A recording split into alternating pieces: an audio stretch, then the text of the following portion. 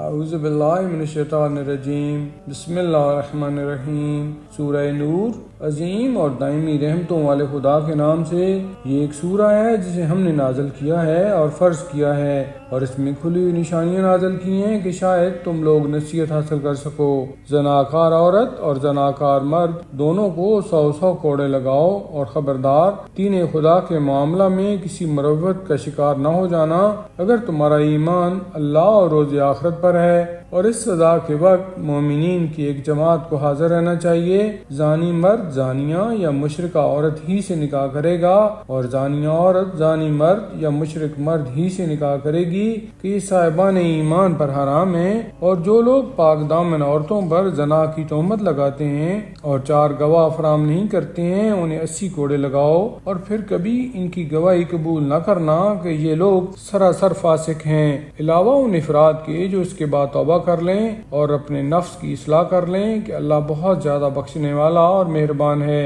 اور جو لوگ اپنی بیویوں پر تہمت لگاتے ہیں اور ان کے پاس اپنے علاوہ کوئی گواہ نہیں ہوتا ہے، تو ان کی اپنی گواہی 4 گواہیوں کے برابر ہوگی، اگر وہ 4 مرتبہ قسم کھا کر کہیں کہ وہ سچے ہیں، اور 5ویں مرتبہ یہ کہیں کہ اگر وہ جھوٹے ہیں تو ان پر خدا کی لعنت ہے۔ پھر عورت سے بھی حد برطرف ہو سکتی ہے اگر وہ 4 مرتبہ قسم کھا کر یہ کہے کہ یہ مرد جھوٹوں میں سے ہے، اور 5ویں مرتبہ یہ کہے کہ اگر وہ صادقین میں سے ہے تو مجھ پر خدا کا غضب ہے۔ اور اگر تم پر خدا کا فضل اور اس کی رحمت نہ ہوتی اور وہ توبہ قبول کرنے والا صاحب حکمت نہ ہوتا تو اس تہمت کا انجام بہت برا ہوتا۔ بے شک جن لوگوں نے زنا کی تہمت لگائی وہ تم ہی میں سے ایک گروہ تھا، تم اسے اپنے حق میں شر نہ سمجھو، یہ تمہارے حق میں خیر ہے، اور ہر شخص کے لیے اتنا ہی گناہ ہے جو اس نے خود کمایا ہے، اور ان میں سے جس نے بڑا حصہ لیا ہے اس کے لیے بڑا عذاب ہے۔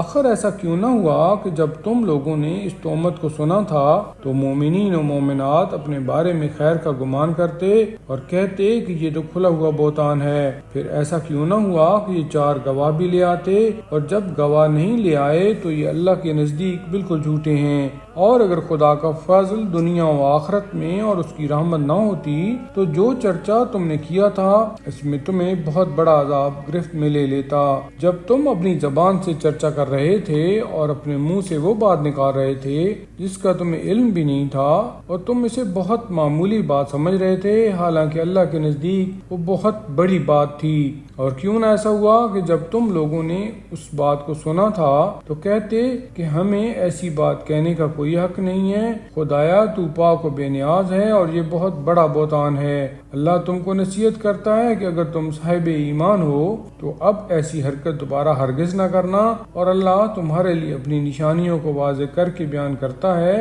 اور وہ صاحب علم بھی ہے اور صاحب حکمت بھی ہے۔ جو لوگ یہ چاہتے ہیں کہ صاحبان ایمان میں بدکاری کا چرچا پھیل جائے ان کے لیے بڑا دردناک عذاب ہے، دنیا میں بھی اور آخرت میں بھی، اور اللہ سب کچھ جانتا ہے، صرف تم نہیں جانتے ہو۔ اور اگر اللہ کا فضل اور اس کی رحمت تمہارے شامل حال نہ ہوتی اور وہ شفیق اور مہربان نہ ہوتا، ایمان والو شیطان کے نقش قدم پر نہ چلنا کہ جو شیطان کے قدم بے قدم چلے گا اسے شیطان ہر طرح کی برائی کا حکم دے گا۔ اور اگر تم پر اللہ کا فضل اور اس کی رحمت نہ ہوتی تو تم میں سے کوئی بھی پاک باز نہ ہوتا،